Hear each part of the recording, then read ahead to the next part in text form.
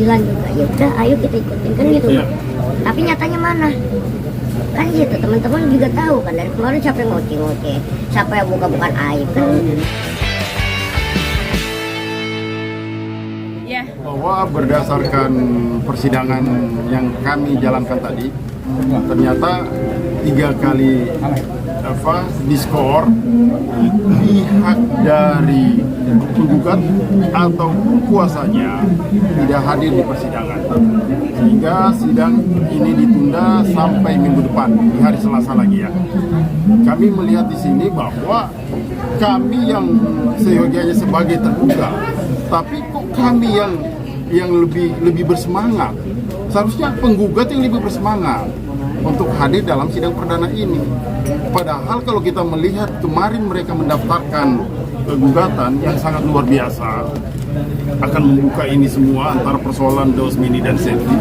Tapi faktanya hari ini sejak jam 9 pagi kami sudah berada di persidangan berdasarkan relas panggilan persidangan. Namun mereka juga tidak datang. Oleh karena itu pengadilan akan memanggil mereka secara patut, baik prinsipalnya ataupun kuasanya. Kira-kira seperti itu dari saya. Ya sebenarnya sih sangat kecewa karena ini kan buang-buang waktu kita, iya kan? Artinya pengadilan juga resmi memanggil secara patut, kan begitu. Mereka yang merasa bahwa dirugikan harusnya hadir di persidangan, bukan dibalik. Kok jadi kami yang lebih antusias dalam persidangan ini? Kira-kira seperti itu. Mungkin teman. Ya, artinya dengan sikap mereka tidak hadir di dalam jadwal agenda sidang perdana ini, kami patut untuk menduga ini adalah ketidakseriusan mereka untuk memenuhi panggilan itu sebagaimana mereka ajukan gugatan perceraiannya. Jadi seakan-akan ini terkesan mereka main-main. Saya pikir itu atas sikap yang dilakukan oleh si penggugat ini terhadap klien kami.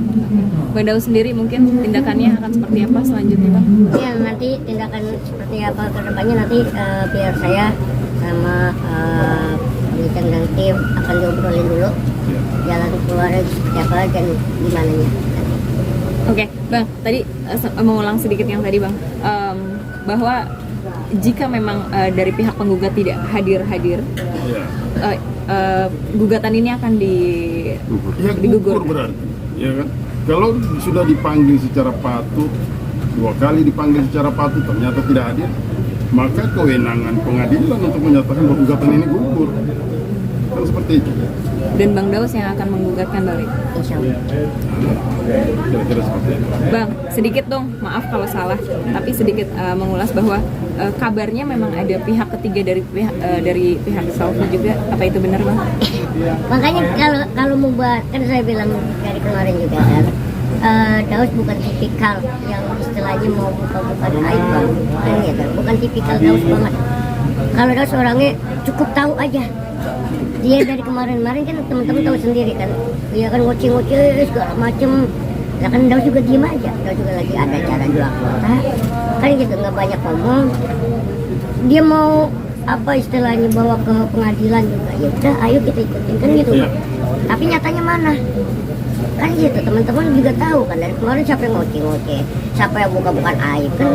Sedangkan kita tuh dari awal sudah yang namanya ada kesepakatan bahwasanya tidak ada yang namanya buka-bukaan aib, jelekin satu sama lain.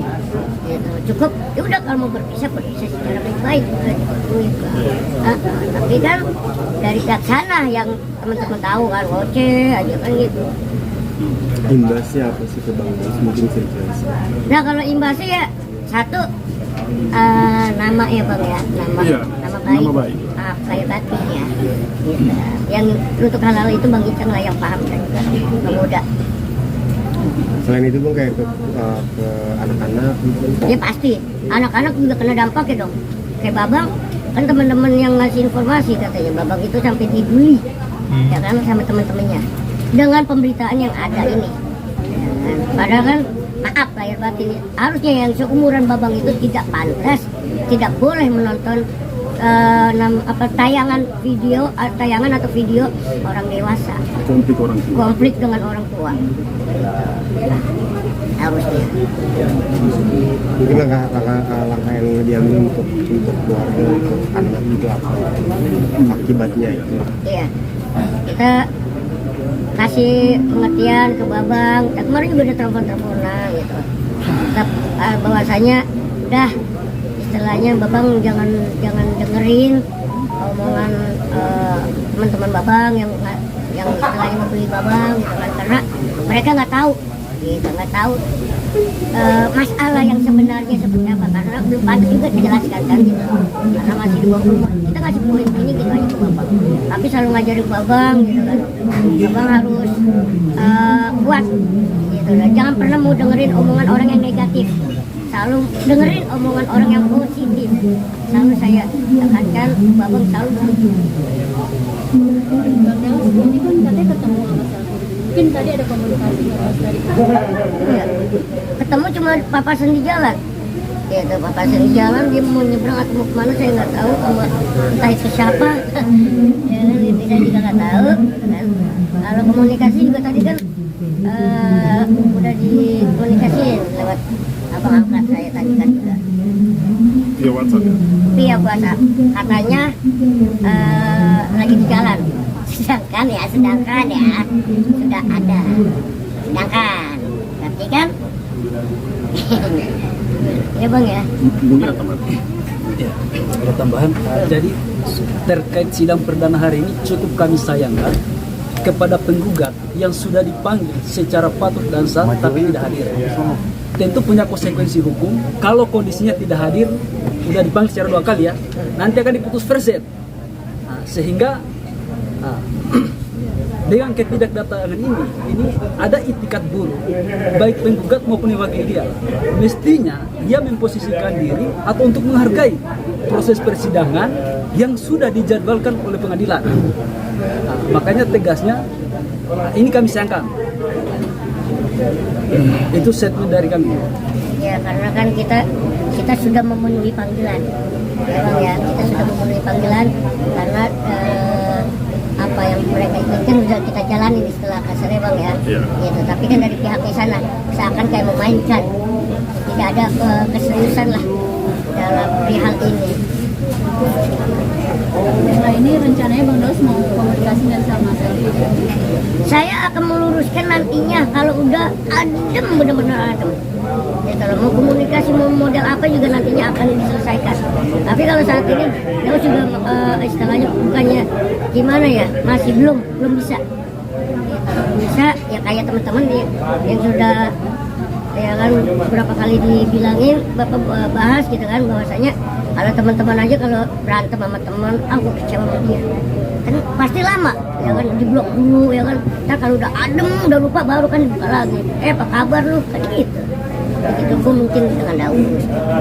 Soal itu bang, anak Selvi bertemu anak masih tidak diperbolehkan atau tidak? Abang yang Jadi kalau persoalan anak itu sudah dipastikan bahwa dari pernikahan Daus Mili dan Selvi ini tidak punya anak, ya, tidak punya anak, dan Selvi itu bukan ibu biologis ataupun juga pengangkatan dan melalui putusan pengadilan tidak punya anak. Karena kalau kita merujuk dari mengangkat anak itu kan rujukannya adalah keputusan Menteri Sosial. Undang-undangnya jelas, peraturannya jelas, dan harus melalui putusan pengadilan. Saat ini itu sama sekali nggak ada. Jadi buat apa kita bahas persoalan anak? Kalau toh dalam gugatan mereka membahas persoalan anak, kami pastikan bahwa itu tidak akan mencakup ketika masuk dalam sebuah putusan. Kami pastikan itu. Karena bukan kita bicara masalah hak asuh anak berada di siapa, apakah berada di Daus atau berada di Selvi. Sementara anak ini punya ibu kandung, punya orang tua, bapak kandung. Kok mau memperebutkan anak orang lain? Ya kan? Makanya kami akan buktikan semua bahwa ini sangat jelas. Bahkan kemarin juga di beberapa kesempatan yang kami lihat, kan di awal dia sampaikan bahwa ini anak kandung. ini dari rahim. Ya kan, kalau saya nggak salah, koreksi saya kalau salah, ini lahirannya sesar. Tapi faktanya kami juga memegang surat pernyataan dari orang tua anak tersebut, hanya memberikan kepada Daus, bukan orang lain, dalam hal ini kepada Selvi. Kalau saja titipan ini diberikan kepada Selvi, bukan kepada Daus, maka saya juga sebagai kuasa Daus, saya akan menyampaikan ini di luar dari koridor hukum. Silakan aja bicarakan atau berikan ke dia, karena dia yang paling berhak. Saya pikir nggak perlu dibawa ke ranah hukum persoalan anak, nggak ada legal standingnya, bukan anaknya, nggak usah diputar-putar lagi. Ini sudah fakta, kami bisa buktikan itu. Dan pada saat kami konferensi pers di kantor kami, kan Selvi juga mengakui. Iya, pertanyaannya yang paling sederhana adalah, apakah dengan hanya merawat seorang anak, ya kan, kemudian bisa dijustifikasi bahwa itu adalah anaknya? Tidak seperti itu. Kalau seperti itu faktanya, hati-hati tuh bagi orang yang mengambil atau menitipkan anak-anak kepada orang-orang lain yang notabene-nya hanya diminta bantuan. Hati-hati kalau seperti itu. Kemudian hal itu mau dibawa ke ranah hukum, menurut kami itu sangat ngaco. Itu loh. Nggak masuk. Bang Daus, mungkin sedikit menceritakan apa sih alasannya akhirnya Bang Daus mengasuh anak ini, Bang? Ya karena ini loh, apa namanya, pengen suasana gitu kan, istilahnya apa ya Bang? Kecintaan terhadap kecintaan kepada anak kecil gitu kan buat nemenin juga kan kalau di rumah gitu, biar nggak sepi gitu kan. Kalau ada anak kecil kan kita jadi tambah rame lagi, jadi lebih berwarna lagi gitu. Ingin suasana rumah lebih hidup. Ingin suasana rumah lebih hidup dengan adanya anak. Tapi ide itu muncul dari Bang Dausnya atau dari Selvi awalnya? Idenya mungkin untuk Mengasuh anak, mengadopsi anak. Ya kalau idenya, maksudnya itu pada saat pengambilan ya kalau pengasuhan awal itu kan pasti ibu anak ini atau orang tua anak ini kan memberikan kepada Daus. Jadi nggak usah kita tanyakan lagi idenya dari mana, iya kan? Hubungannya itu sudah sangat jelas. Hanya yang kami mau menekankan di sini, tidak ada hukum yang mengatur anak yang bukan lahir dari kandungan atau juga bukan berdasarkan putusan pengadilan terhadap hak asuhnya, tiba-tiba mau diperebutkan di dalam gugatan perceraian.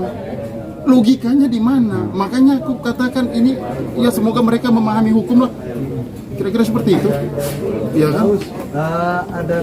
Ada pernyataan apa sih ketika dititipi seorang ke Daus?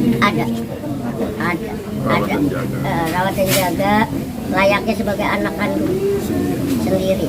Dianggap sebagai anak kandung. Dianggap dia menafkahi, ya kan, merawatnya, menjaganya, membesarkan sampai kalau bisa mendidiknya sampai dewasa. Ada permasalahan ini orang tua anak itu gimana? Ya orang tua itu kan istilahnya udah diserahkan ke Daus. Jadi orang tuanya begini, saya juga sudah melihat bukti-buktinya bahwa terhadap anaknya orang tuanya tetap menekankan, saya tidak memberikan ke pihak Selvi atau ke orang lain. Saya ini hanya menitipkan anak saya hanya kepada Daus. Jadi jelas, nggak usah lagi diperdebat-debatkan, apalagi mau dibawa ke pengadilan, lucu nanti.